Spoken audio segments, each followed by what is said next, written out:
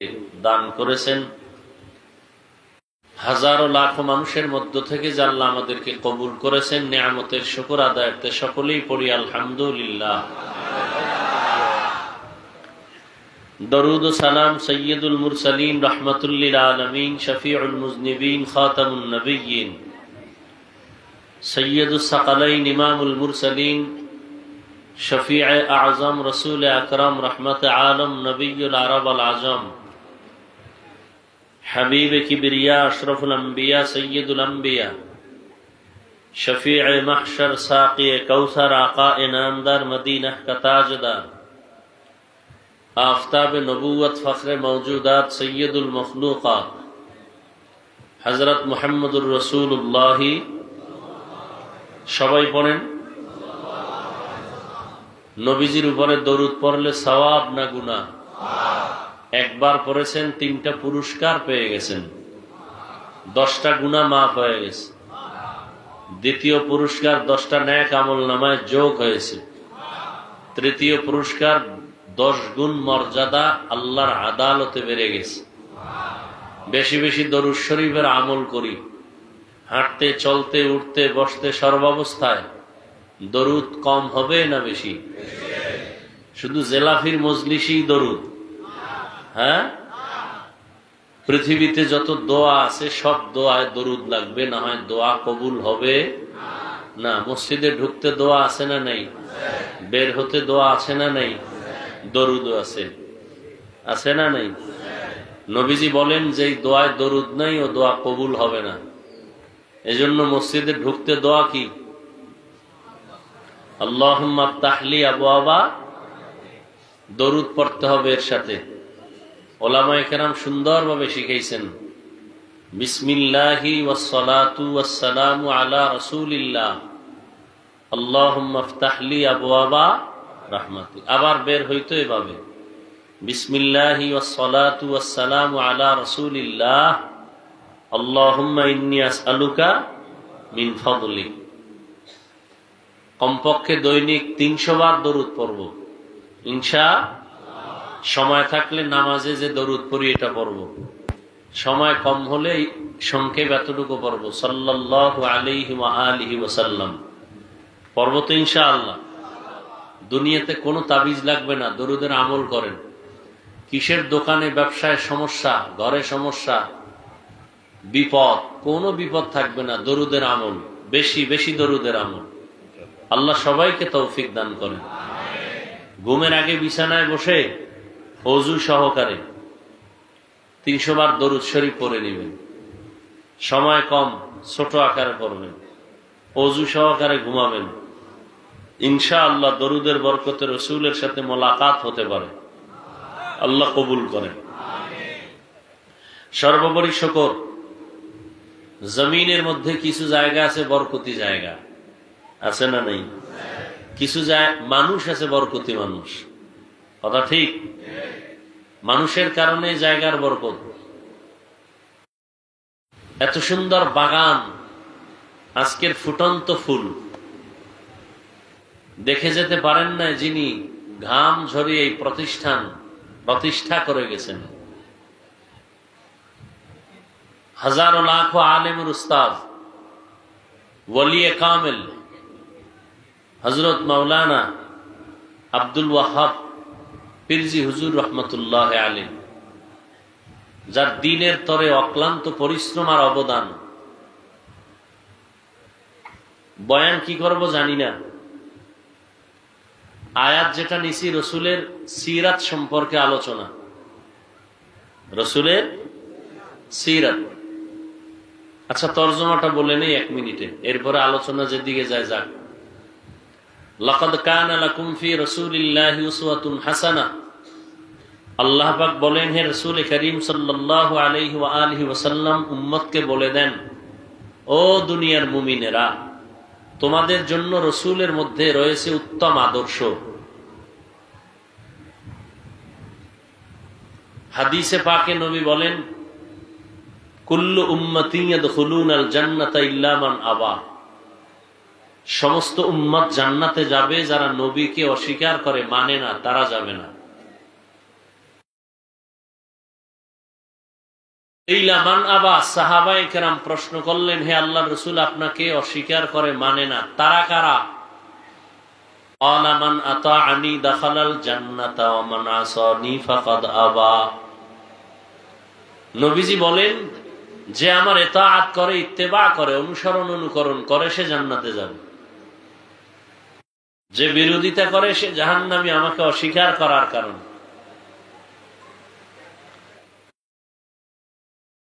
এই জমিনের মধ্যে কিয়ামতের আগ মুহূর্ত পর্যন্ত আর এক সেকেন্ডের জন্য নবীজি আসবেন না। আসবেন? জবাব দিয়েন, বুঝার চেষ্টা করবেন। নবীজি আসবেন?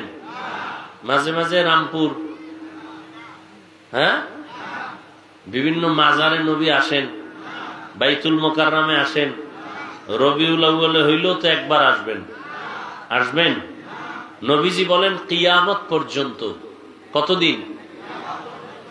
মদিনাতুল মুনাওয়ারা রওজা মুবারকে আমি মুহাম্মদ জিন্দা অবস্থায় নামাজের হালাতে আল্লাহর মারিফতের মজা নিতে থাকবো। নবীজি কোথায় থাকবেন? রওজা মুবারকের উপরে না ভেতরে? বলেন কতদিন? মরানা জিন্দা? জিন্দা। মাঝে মাঝে বাংলাদেশে আসবেন, হ্যাঁ? তাহলে এটা ফাইনাল, নবী আর আসবেন না। নবীজির ছাত্র সাহাবায়ে কেরাম আসবেন। কালেমার দাওয়াত নিয়ে আর কোনদিন আবু বকর, ওমর, ওসমান, আলী সহ কোন সাহাবায়ে কেরাম আসবেন না রাদিয়াল্লাহু আনহুম আজমাইন। কোন ইমামও আসবেন? ইমাম আবু হানিফা, ইমাম আহমদ বিন হাম্বল, ইমাম শাফিঈ, ইমাম মালিক রাহিমাহুমুল্লাহ আসবেন? ইমাম বুখারী, ইমাম মুসলিম, ইমাম তিরমিজি সহ কোন ইমাম আসবেন? মুজাদ্দিদ আলফে সানি আসবেন? বড় পীর আব্দুল কাদের জিলানী আসবেন?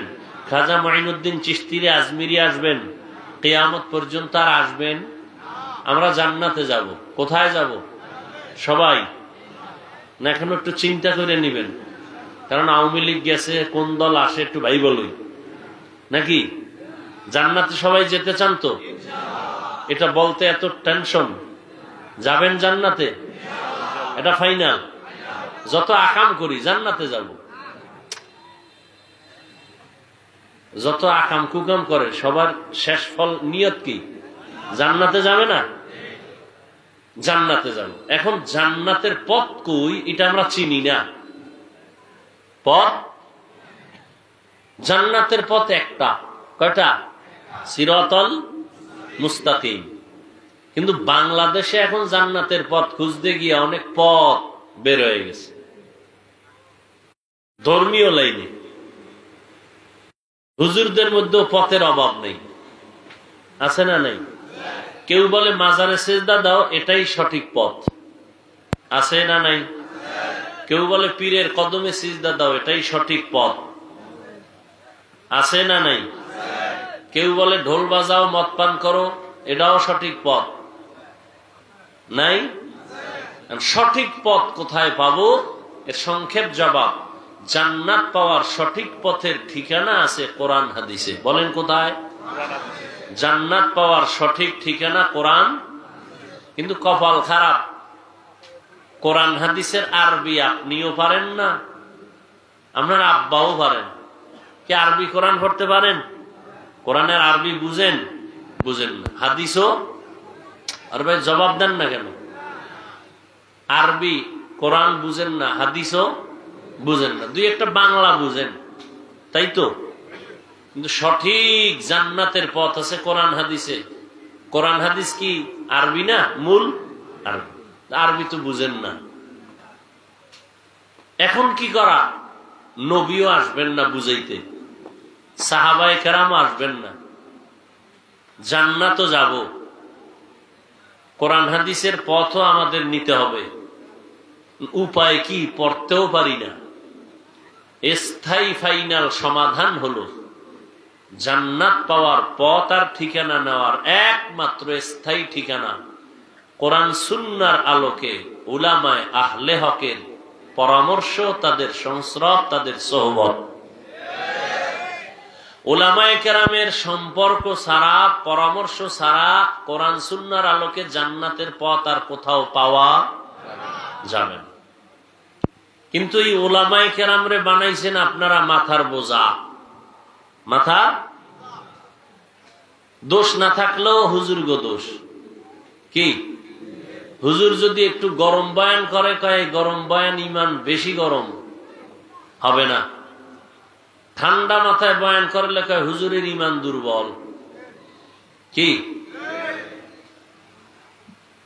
মানে সব ঘুরে ফিরে হুজুরদের দোষ, সবাই হুজুরদেরকে দোষ দেয়। কিন্তু এই কথাটা আজীবন আপনাদের মনে রাখা দরকার, লিখে রাখা দরকার। ভালো করে মনে রাখবেন। বিশেষ করে যুবকদেরকে বলছি, এই দুনিয়ায় বহু বন্ধু পাইছেন, অনেক বান্ধবী পেয়েছেন। কথাটাকে মজবুত করার জন্য আমি কসম করে বলছি, ওয়াল্লাহি বিল্লাহি তাল্লাহি, আল্লাহর কসম 3 বার করে কথাটাকে মজবুত করে বলতেছি।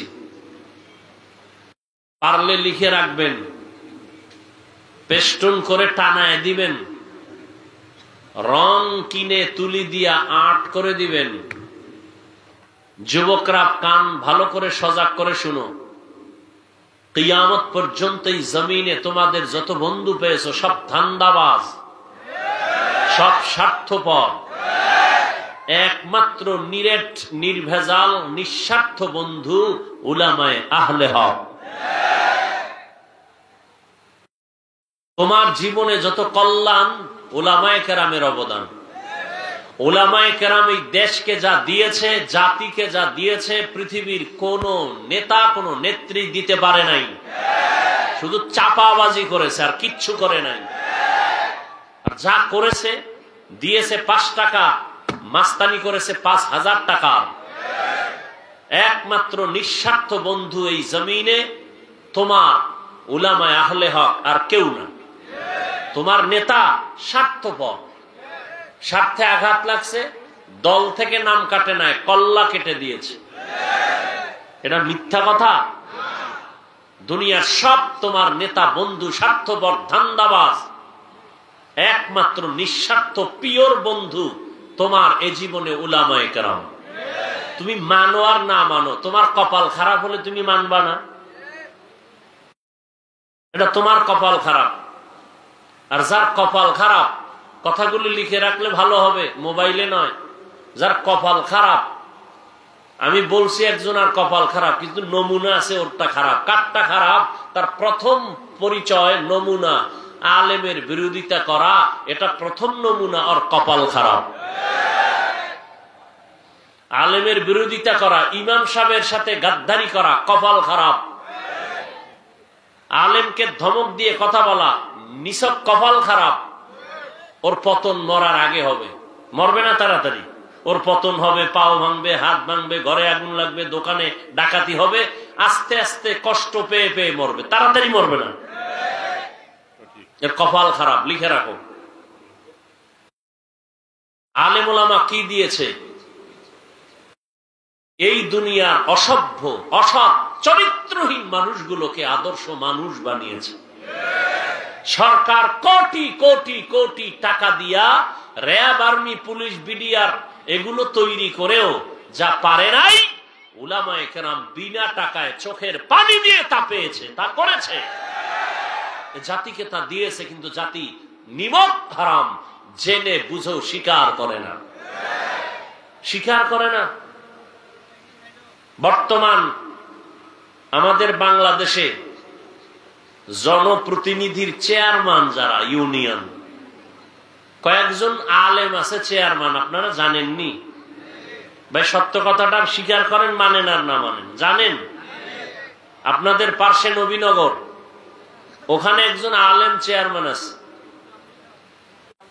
হ্যাঁ, আমজাদ হোসেন আশরাফি দামাত বারাকাতুহুম। আরো পরিচিত আর একজন আছেন আমাদের দেশে, হেদায়েতুল্লাহ আজাদি দামাত বারাকাতুহুম।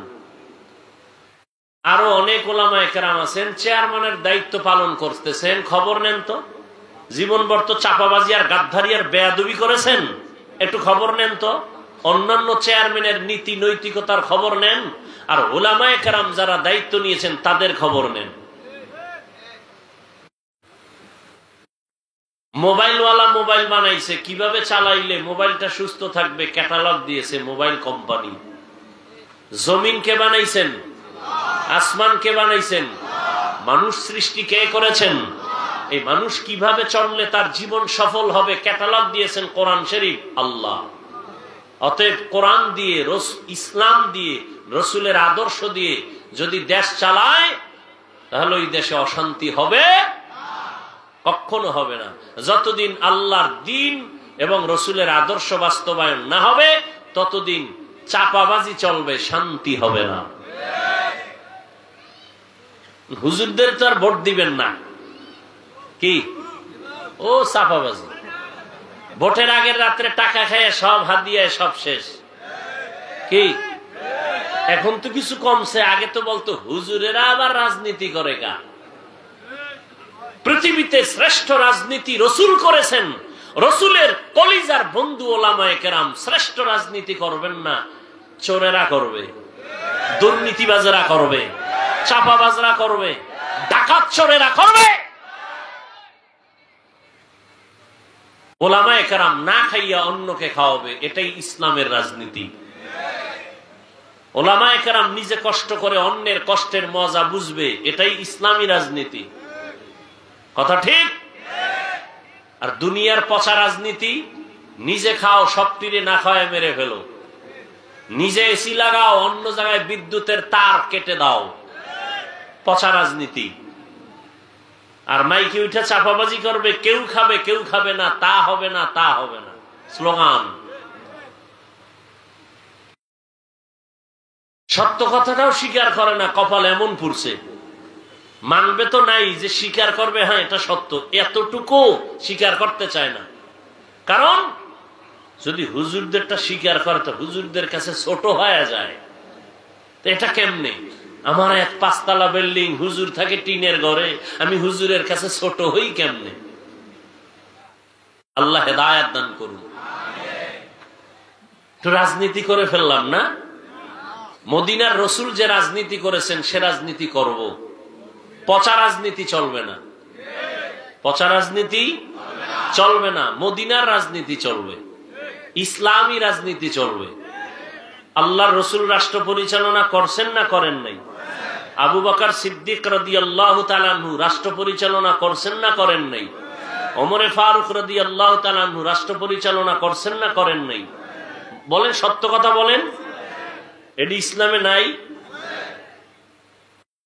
ইউসুফ আলাইহিস সালাম অর্থমন্ত্রীর দায়িত্বে ছিলেন, সুলাইমান নবী গোটা দুনিয়া চালাইছেন, কোনো অশান্তি ছিল না। ইতিহাস আমরা ভুলে যাচ্ছি। ওই যে চিন্তা করে হুজুর কথা তো ঠিক, কিন্তু আমগো লাইনে আনলে তো আমগো গাঞ্জা খাওয়া চলবে না, আমগো দাড়ি কাটা চলবে না, আপনাদেরকে লাইনে উঠাই দিলে তো আর আমরা বেপরদায় সারা রাত চ্যাটিং করতে পারবো না, পার্কে ঘুরতে পারবো না। অতএব হুজুর আপনারা আপনাদের কথা বলে যান, আমরা সারা রাত আকাম করে হঠাৎ করে ঠাডা পড়বে আর মরে যাবে, এটাই ভালো। গাড়ির চাকার তলে পড়ে মরে যাবে, এটাই ভালো। হুন্ডা অ্যাক্সিডেন্ট হয়ে মরে যাব, এটাই ভালো। তারপরে আপনাদেরকে আমরা সঠিক লাইনে নিতে চাই না, এমনি তাবিজ টাবিজ দিবেন, দোয়া করবেন, খালাস, এতটুকুই যথেষ্ট। আল্লাহ হেদায়েত দান করুন। আমি আমার হেদায়েত চাই, আপনি আপনারটা চান। যদি আপনি হেদায়েতের প্রয়োজন মনে করেন, কারণ এখন দোয়া করলেও বিপদ, সালাম বেশি দিলে কয় মনে হয় বিপদে আছে, নাইলে এতবার সালাম দেয় কেন? আছে না নেই? হায় হায় হায়, আল্লাহ আমাদের হেদায়েত দান করুন। পৃথিবীতে অশান্তির বেড়াজাল, শান্তির বার্তা নিয়ে আল্লাহ যুগে যুগে নবী রসুল পাঠাইছেন। আমার রসুলের মধ্যে আছে উম্মতের উত্তম আদর্শ, যেটা গ্রহণ করলেই মৃত্যুর আগে জান্নাত দেখে কবরে যাবে। সুবহানাল্লাহ, আরো আসতে বলেন। সুবহানাল্লাহ আসবে কিভাবে? ফজর পড়ে নাই, জহুর পড়ে নাই, আসর পড়ে নাই, মাগরিব পড়ে নাই, এশা পড়ে নাই। পড়ছে? এরকম লোক নাই এখানে? এই নামাজের টাইম ওখানে বিড়ি টাইম নাই বইছে নাই? সারা রাত মোবাইলে আকাম করতে করতে চেহারার মধ্যে দাগ পড়ে গেছে, ওর চেহারার দিয়ে তাকাইলে কোনো মায়া লাগে না। সারা রাত কবিরা গুনাহ করছে, ওর কালো ছাপ চেহারায় পড়ে গেছে। হাসিস না এই যুবক, আমি হাসির কথা বলি না, যা বলছি লজ্জা থাকলে কান্না করা দরকার। ১৫০০ বছর আগে রাসূল বলে গেছেন, লা ঈমানা লিমান লা হায়া আলা, যাদের লজ্জা নাই ওদের ঈমান নাই। যার লজ্জা নাই ও ল্যাংটা হলে কয় 50% ইজ্জত এখনো বাকি। বেহায়া বেলাজা, তোর চেহারার মধ্যে বরকত নাই, তোর চেহারার দিয়ে তাকাইলে মায়া লাগে না। কত কষ্টের কথা। মাত্র তোর বয়স 25, 27, 23, এর মধ্যে তোর চেহারা থাকবে উজ্জ্বল, অথচ চেহারায় কোনো আলো নাই, উজ্জ্বলতা নাই, তাকাইলে মায়া লাগে না। চোখের পানি ফেলে গলায় ফাঁসি দেওয়ার কথা, বুক ফেটে যায়। কি অপরাধগুলো সারা রাতে মোবাইল দিয়ে করেছো কেউ জানে না, আল্লাহ জানেননি। যাদের কলবের চক্ষু খোলা, ওরা দেখলেই বুঝে তুই কি অপরাধ করেছো। কপালে ভেসে উঠেছে তোর গুনার কারণে। আল্লাহ সব ভাইকে হেদায়েত দান করুন। ঘরের মধ্যে এত বিপদ কেন? মা বাবার অভিশাপ।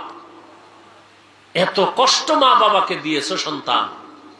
শিক্ষকের সাথে বেয়াদবি, মুরব্বীদের সাথে বেয়াদবি, বেয়াদবি করে অনুতপ্ত হয় না, আরো বাহাদুরি করে।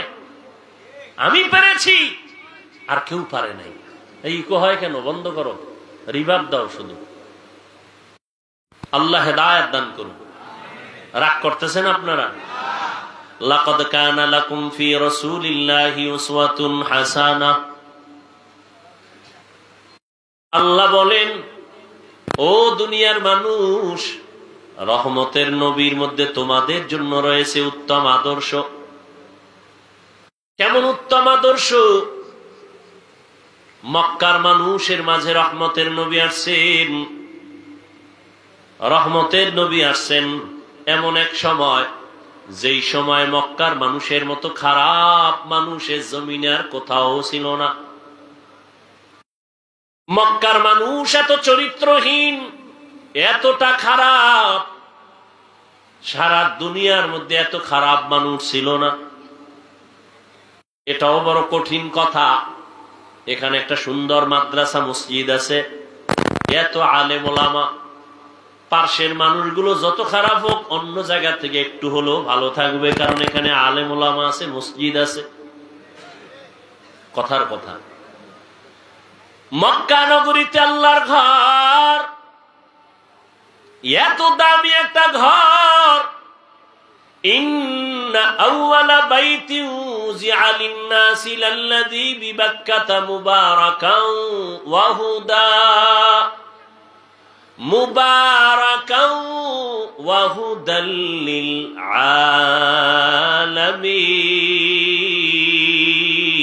আলামিন। আল্লাহ জমিনটা বানায় একটা প্রথম ঘর বানাইলেন, হেদায়েতের ঘর বাক্কা নগরীতে। এই পৃথিবী নামক গ্রহ বানায় আল্লাহ প্রথম একটা ঘর বানাইলেন, বসবাসের না ইবাদতের। বসবাসের ঘর আল্লাহ বানান নাই, ইবাদতের ঘর আল্লাহ বানাইছেন, হেদায়েতের ঘর। বসবাসের ঘর কেন আল্লাহ বানাইলেন না? কারণ এই জমিনের চিফ গেস্ট, এই জমিনের শ্রেষ্ঠ মেহমান হবে আদম সন্তান। আর এই মানুষগুলো আল্লাহ পাক বসবাসের জন্য দুনিয়ায় পাঠাবেন না। ওমা খালাকুতুল জিন্না ওয়াল ইনসা ইল্লা লিয়াবুদুন। আল্লাহ মানুষ পাঠাবেন ইবাদতের জন্য। কি জন্য? ইবাদতের জন্য আল্লাহ মানুষ বানাবেন। নূরের সৃষ্টি ফেরেশতারায় জমিনের শ্রেষ্ঠ মেহমান না। আগুনের সৃষ্টি জিনেরাও এ জমিনের শ্রেষ্ঠ মেহমান না, এ জমিনের শ্রেষ্ঠ মেহমান চিফ গেস্ট হলো মাটির সৃষ্টি মানুষ। ঘোষণাকার ওয়ালাকাদ কাররামনা বানি আদম ওয়া হামালনাহুম ফিল বাররি ওয়াল বাহরি ওয়া রাযাকনাহুম মিনাত তাইয়্যিবাত ওয়া ফাদ্দালনাহুম আলা কাসীরিন মিম্মান খালাকনা তাফদীলা। বনি আদম শ্রেষ্ঠ, নূরের সৃষ্টি ফেরেশতারাও শ্রেষ্ঠ না, আগুনের সৃষ্টি জিনেরাও শ্রেষ্ঠ না, একমাত্র মানুষ মাটির সৃষ্টি হলো আল্লাহর আদালতে শ্রেষ্ঠ। ঘোষণাটা কার? স্থায়ী না অস্থায়ী? বলেন বলেন। আল্লাহর এই স্থায়ী সিদ্ধান্ত মানে না কে? ছাইরে দুন, ঠাস করে ছাইরে দুন। আফসুস করলো আর খুঁজে পাবেন না। নূরের সৃষ্টি ফেরেশতারা শ্রেষ্ঠ? জবাব দেন। আগুনের সৃষ্টি জিনেরা শ্রেষ্ঠ? কারা? ঘোষণা কার? আল্লাহর এই সিদ্ধান্ত স্থায়ী না অস্থায়ী? বলেন, এই সিদ্ধান্তটাকে মানুষ সৃষ্টি, এই সিদ্ধান্তটাকে মানে নাই কে? কে মানে নাই? ইবলিস মানে নাই। অতএব বর্তমান দুনিয়াতে যারা মাটির সৃষ্টি মানুষকে শ্রেষ্ঠ মানতে চায় না, নূরের সৃষ্টিকে শ্রেষ্ঠ বলতে চায়, তারাও ইবলিসের মোহাব্বতের অন্তর্ভুক্ত। ভাইরা আমার, ভালো করে বুঝেন, এ জমিনের মেহমান জিন না ফেরেশতা না, কারা? জোরে বলেন। বুঝেন, ভালো করে বুঝেন। প্রধান মেহমান যখন আসবেন, এই মেহমানের জন্য এই প্যান্ডেল, এই মাইক, ঠিক নেই ভাই? সত্য কথাটা মানেন আর না মানেন, স্বীকার করেন না, ঠিক নেই? আবার মাইকটা নাইছে না, মাইক আবার টেস্ট করার জন্য আরো কিছু লোক কথা বলছে না বলে নাই? বলছে প্রধান মেহমান আসবেন, এই স্টেজটা কেমন, চেয়ারে বও, প্যান্ডেল তৈরি করো, বাতি লাগাও, মানুষ জমিনে আসবে শ্রেষ্ঠ মেহমান, জমিনটা বানাইলাম, ঘর বানাইলাম, এইবার জিনেরা যা একটু জমিনটারে টেস্ট কর, আমার প্রধান মেহমান যারা আসবেন তাদের জন্য আগাম কিছু একটু টেস্ট করে দেখো জমিনটা কেমন। এরপরে ফেরেশতারা, এরপরে আল্লাহ পাক ফেরেশতাদের পাঠাইলেন, তাদেরকেও সরাইয়া জমিনটারে মোটামুটি লাইনে আনার পর আল্লাহ পাক সেটিং দিয়া এরপরে মানুষ আল্লাহ জমিনের মধ্যে পাঠাইছেন। কিন্তু মানুষ যে ইবাদতের জন্য আসবে, বসবাসের জন্য আসবে না, ঘুমানোর জন্য না, আল্লাহ ইশারা দিয়া ইবাদতের ঘরটা জমিন শুরু করে আগে ঘরটা বানাইছেন বাইতুল্লাহ। ওই ঘর বানায় বলে দিলেন দুনিয়াতে মানুষ আসবে ইবাদতের জন্য, বসবাসের জন্য না। তাহলে মানুষ বসবাস করবে কই? আল্লাহ কয়, হাবিব উম্মতেরে জানায় দেন, দুনিয়াতে মানুষ করবে ইবাদত, আর বসবাসের জন্য আমি আল্লাহ বানায় রাখছি শান্তির ঠিকানা জান্নাত। আতিনা ফি দারে দুনিয়া না হাসান, আতিনা ফি দারে উকবা না হাসান, ইয়া গিয়াসাল মুস্তাগীসিন দিনা লফতিখারা বিল উলুমে ওয়াল গিনা। হর গোড়ি দে নেকো তু তৈয়ার হ্যায়, जो न मांगे उससे तू बेजार है। বাদশাহ হারুন রশিদের নাম শুনছেন নি? বাদশাহ হারুন রশিদ উজিরে আজমরে নিয়ে কোথাও যাইতেছে, হঠাৎ রাস্তার পাশে দেখে এক বুড়া মানুষ গাছ লাগায়, ফলের গাছ। কি গাছ? ফলের গাছের চারা লাগায়। বাদশাহ হারুন রশিদ দাঁড়াইছে, দাঁড়ায়, এই বুড়া তুমি কি করো? আমি গাছ লাগাই। কি হবে? ফল হবে। তুমি খাইতে পারবা? কেনা কেমনে? আমার বয়স তো শেষ, তো তুমি রোদ্রে পড়ে কষ্ট করে গাছ লাগাও কেন? এটাই তো নিয়ম। আমার দাদায় লাগাইছে, আমি খাইছি, আমি আবার গাছ লাগায় যাব, আমার পরবর্তী প্রজন্ম যারা আসবে, আমার সন্তান নাতিরা খাবে। উত্তর সঠিক নেবে ঠিক? খুশি হইয়া বাদশাহ হারুন রশিদ 1000 টাকা কয় পুরস্কার দিলাম রে বুড়া। বুড়ায় ডাক দিয়ে কয়, দুনিয়ার মানুষ গাছ লাগায়, লাগানোর 1 বছর পরে ফল পায়, আর আমি লাগানো মাত্রই ফল হাতে পাইলাম। কয় হাজার? বুড়ার কথাটায় খুশি নেবে যা? বাদশাহ হারুন রশিদ আরো 1000 টাকা দিছে।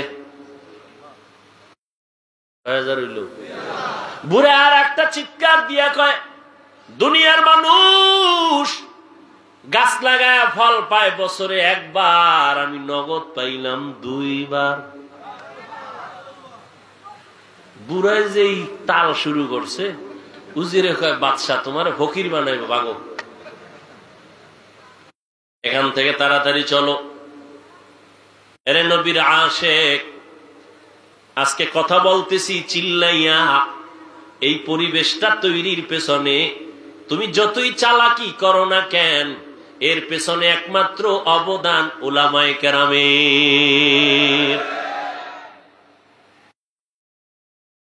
এই ময়দানে বয়ান করার পেছনে ইতিহাস, কত ঝড়, কত তুফান, কত সিডর, কত আঘাত, কত প্রতিঘাত, কত গালি, কত কষ্ট পোহাইছেন পীরজি হুজুর রহমাতুল্লাহ আলাইহি। এরপরে এই ফল আমরা পাইলাম, ঠিক নি? ইতিহাস পড়েন, কত কষ্ট। এই জমিনের মধ্যে আল্লাহর নাম নিবেন, কোরআনের তেলাওয়াত করবেন, কত বাজে কথা, কত আওয়াজ, মাদ্রাসা হতে দিবে না, মসজিদ হতে দিবে না, কত বাধার উপরে এত পেরেশানি, এত কষ্ট করে জীবনটা দিয়ে গেছেন। কষ্টের পরেই মিষ্টি, আমরা তার মোহাব্বতের এই ফল আমরা ভক্ষণ করতেছি। ও দয়ার মালিক, এই দ্বীনের পরিবেশ যে পাইলাম, এর সব সওয়াব নবীজির মোহাব্বতে পীরজি হুজুর রহমাতুল্লাহ আলাইহি সহ সমস্ত আকাবিরিনদের কবরে পৌঁছাইয়া জান্নাতে মাকাম উঁচু বানায়া দেয়। ভাইরা আমার, আরে ভাই, একজনেরটা খাইতেছি, দোয়া করতে সমস্যা? উলামায়ে কেরামের অবদান ভুলে যদি কেউ যায়, সে গাদ্দার। এর যুবক, মহামারী করোনায় দেখো নাই, স্কুল বন্ধ, কলেজ বন্ধ, চাকরি বন্ধ, ব্যবসা বন্ধ, ফ্যাক্টরি বন্ধ, ট্রেন বন্ধ, গাড়ি বন্ধ, দোকান বন্ধ, সব বন্ধ। আল্লাহর শুকর আদায় করিস রে যুবক। এই জমিনে তাকায় দেখছনি, করোনায় একটা কোরআনের মাদ্রাসাও বন্ধ হয় নাই। 2টা শিক্ষিত কুলাঙ্গার সন্তান, বাবায় করোনায় মারা গেছে। এলাকার গরিবেরে ধইরা কয়, টাকা দিলাম, লাশটা রাস্তায় ফেলে দে। লাশটা টাইনে রাস্তায় ফেলে দিছে। কুলাঙ্গারেরা দরজা লাগায় ঘুমাইছে, জানালা দিয়ে দেখলো না বাবার লাশটা কুত্তায় খাইলো না জানাজা হলো। এই ইতিহাস ভুলে যায় না রে যুবক বাবারা, ভালো করে মনে রাখবা। এই করোনায় শত শত শত করোনার লাশ আমার দেশের টুপিওয়ালারা, আলেমরা কাঁধের মধ্যে নিলেন, জানাজা পড়ালেন, গোসল করাইলেন, কাফন করাইলেন, দাফন করাইছেন। শত শত লাশ, একজন হুজুরেও করোনায় মরে না। উলামায়ে কেরামের অবদান। দুর্নীতি আর দুর্নীতি আর দুর্নীতিতে ভরায় দেশ, গোটা দুনিয়া। 1 বার আর 2 বার না, কতবার চ্যাম্পিয়ন হয়েছে দুর্নীতিতে। আবার জিনার লাইনে গিয়া সেঞ্চুরি করেছে।